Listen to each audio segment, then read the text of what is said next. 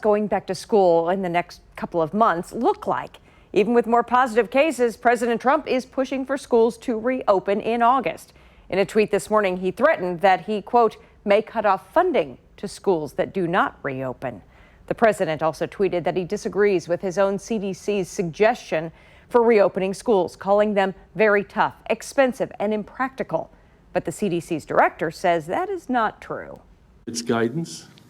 It's not requirements. What is not the intent of CDC's guidelines is to be used as a rationale to keep schools closed.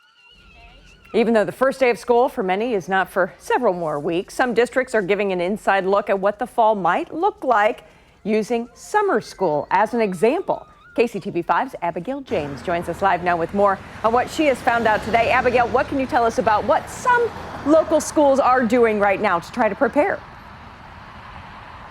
Yeah, that's right. Well, several schools, like you mentioned, have begun summer school classes this week, including the Liberty Public School districts with some of their elementary schools and middle schools. And like you said, it's the first look that we're getting into what going back to school come August could look like. Now, one of the elementary schools, Shoal Creek, did share some photos on their Facebook page today. And here's a look at some of those photos of what the classrooms looked like. They have social distancing requirements in place. It is unclear whether or not masks are required.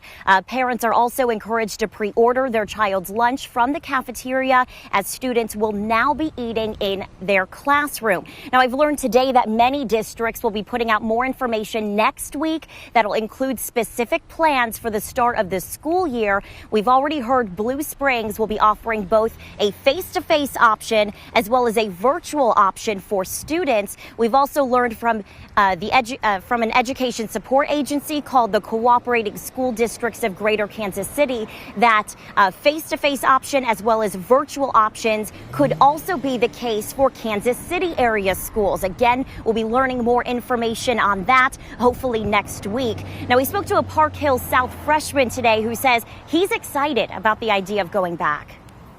It would be cool to go back so that way, life can go back to semi-normal. At least I'll be in school and I get to do something and I'm not at home all day.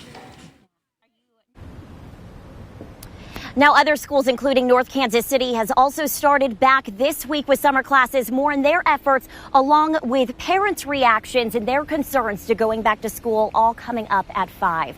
Live in Liberty, Abigail James, KCTV5 News. Yeah, it's fascinating just to see those images. Abigail, thank you for that.